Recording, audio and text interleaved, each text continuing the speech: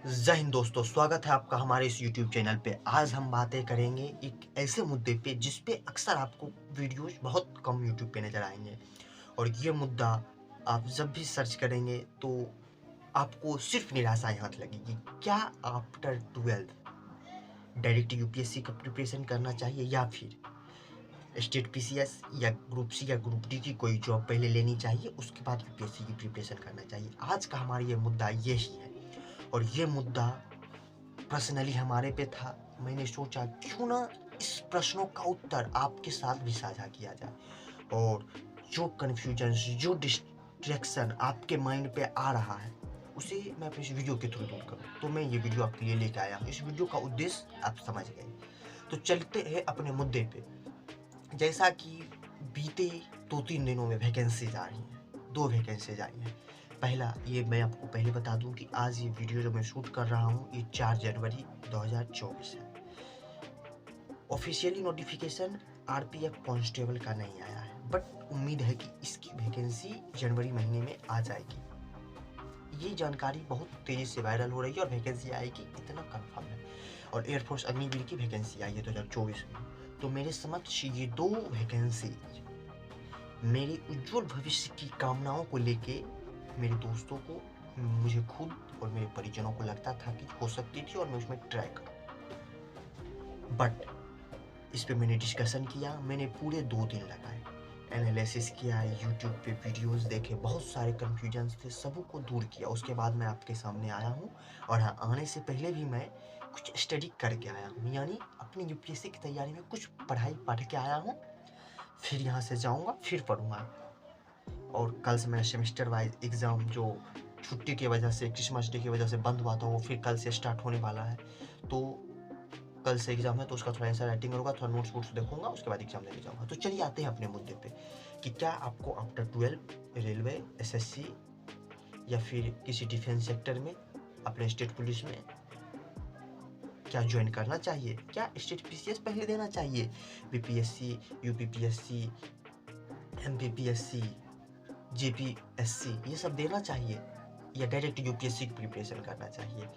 तो आपको मैं 2 सेक्टर, जैसे कि आप सभी जानते हैं कि जॉब में मुख्यतः 2 सेक्टर होते हैं। अभी तो आप आफ्टर 12 हो गए या आफ्टर ग्रेजुएशन हो तो यूपीएससी की तैयारी कीजिए, बट यदि आफ्टर 12 हो तो ये वीडियो स्पेशली आपके लिए है।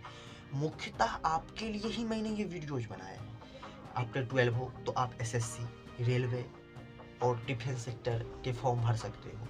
और डिफेंस सेक्टर में, और यदि डिफेंस सेक्टर में आप एनडीए भरे हो तो इससे सर्वश्रेष्ठ कुछ नहीं, आप उसमें चले जाए। लेकिन एनडीए के अलावा जैसे अग्निवीर, एयरफोर्स हो गई, नेवी हो गई, आर्मी हो गई, ये सभी भरते हो, या स्टेट पुलिस अपने भरते हो कांस्टेबल के लिए, तो ये सभी जो हमारे मुद्दे हैं, सामान्यता है। तो मैं इसे 2 सेक्टर में मुख्यतः बनता हूँ। पहला डिफेंस सेक्टर और दूसरा नॉन डिफेंस सेक्टर, या जिससे आप टेक्निकल जॉब या नॉन टेक्निकल जॉब कर सकते हैं। सर्वप्रथम समझते हैं टेक्निकल जॉब में आपको क्या क्या सामना करने पड़ सकती है। और यदि आपका एग्जाम निकलता है तो मान लीजिए कि आप 1-1.5 साल तैयारी किए, जम के तैयारी किए, आपका 1.5 वर्ष गया। आप, इसका 2 फैक्ट है, मैं दोनों पक्ष बताता हूँ। आपका ज्वाइनिंग हो गया, आप सर्विस में गए। कोई भी एग्जाम प्रोसेस में 1 वर्ष लगते हैं। मैं सामान्यतः मान के चलता हूँ कि आपका उम्र 17, 18, 19 के बीच होगा। एवरेज में 18 लेता हूँ। आपने 18 में फॉर्म भरे, 1 साल एग्जाम प्रोसेस चला, 19 में आपकी जॉब फाइनल हुई। उसके बाद आप गए, किसी की ट्रेनिंग 2 वर्ष, किसी की 1 वर्ष, जैसे एयरफोर्स अग्निवीर की 6 महीने की दिखा रही है आपकी ट्रेनिंग होगी। एवरेज मान लीजिए 1 वर्ष की ट्रेनिंग होगी, आपकी एज हो जाएगी 20 वर्ष। तो उसके बाद आप जाओगे, आपको 6 से 8 महीने स्टेबल होने में लगेगा कि आपकी जॉब क्या है, कैसे काम करना है, क्या नहीं करना है, क्या करना है, डेली लाइफ कैसी आपकी रहेगी, वर्डन रहेगी, क्या रहेगी, ये सभी आपको समझने में लगेंगे। तो लगभग आपकी एज तब तक 20.5 हो जाएगी। और यदि आप यूपीएससी का सपना देखते हैं तो आपको तैयारी कम से कम 19 में कर देनी चाहिए। तो ऐसे क्या होगा, आप 1.5 वर्ष पीछे हो गए। और इसके साथ क्या है, यदि आप डिफेंस सेक्टर जैसे एयरफोर्स, नेवी ये सभी जॉब करते हो तो ट्रेनिंग तक आप कोई भी डिग्री आगे की नहीं ले सकते, यानी आप जो अभी यूजी कर रहे होगे वो भी रिजेक्ट हो जाएगा और आगे आपको किसी प्राइवेट यूनिवर्सिटी जैसे कि सामान्यतः इग्नू से आपको ग्रेजुएशन करना पड़ेगा और आप अपने यूपीएससी के गोल से 2-3 वर्ष पीछे हो जाओगे। आप तो नहीं चाहते होगे।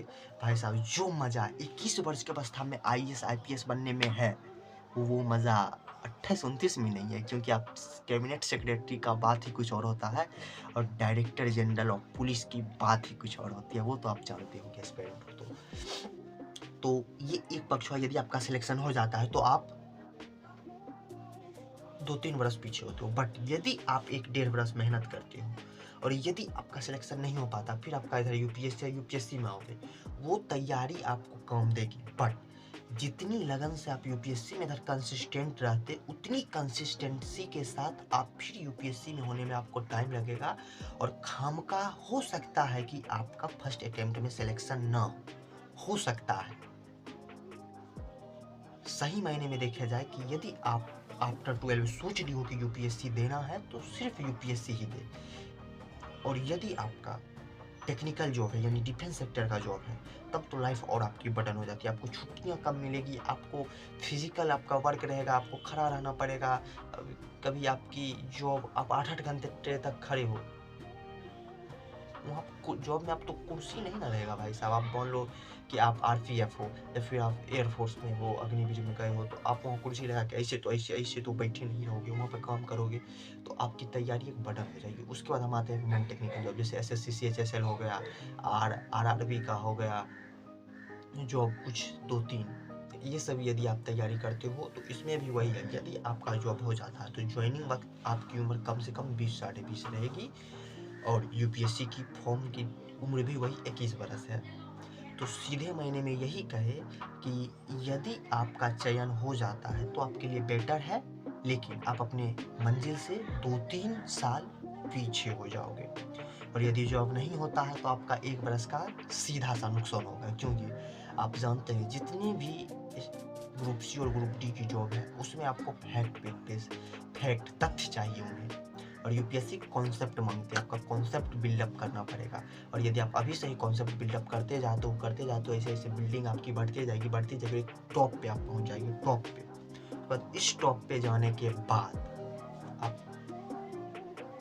मंजिल को पा जाओगे, आप एक अधिकारी बन जाओगे, आईएएस आईपीएस आईएफएस।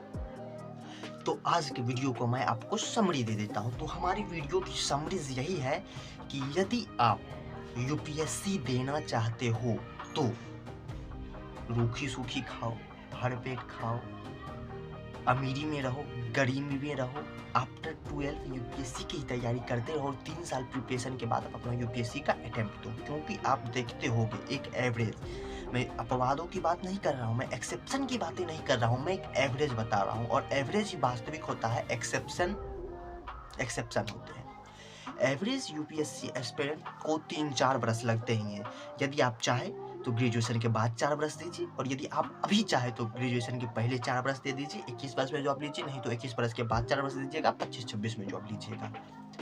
तो हमारा मोटो और आपका भी मोटो यही होगा कि यदि आप यूपीएससी का एग्ज़ाम देना चाहते हैं तो आफ्टर 12 डायरेक्ट यूपीएससी की तैयारी करें। और यदि सोचते हैं नहीं भाई मुझे पहले स्टेबल होना है, मुझे फैमिली देखनी है, मुझे अपने फाइनेंशियल सिचुएशन देखने हैं, मुझे घूमना है, मुझे पैसे कमाने हैं, तो आप ये फॉर्म दिल से, दिमाग से, जहन से भर सकते हैं।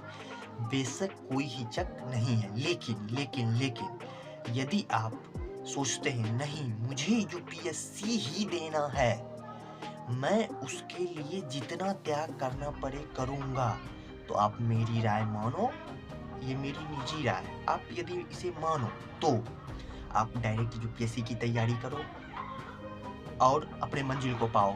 हो सकता है कि आपको जॉब ना हो सकता है यूपीएससी में जॉब ना हो, तो यदि उतना आप पढ़े रहोगे कि उसके बदले आप कहीं टीचिंग कर सकते हो और उसके बाद यूजी करोगे, पीजी कर लोगे, नेट जेआरएफ का एग्जाम देखो, असिस्टेंट प्रोफेसर ज्वाइन हो जाओगे। क्या टेंशन है ब्रो, एकदम माइंड चिल करके रहो। मैं इसके पे भी वीडियो लाऊंगा। बट यदि आप चाहते हो कि आप सिर्फ यूपीएससी दो तो सिर्फ यूपीएससी की तैयारी करो, कोई भी एग्जाम नहीं, पूरा कोई भी बोले माइंड चिल करके रहो, फोकस पे अपने स्टडी फोकस करो। जय हिंद। आशा करता हूँ वीडियो पसंद आया होगा। All the best.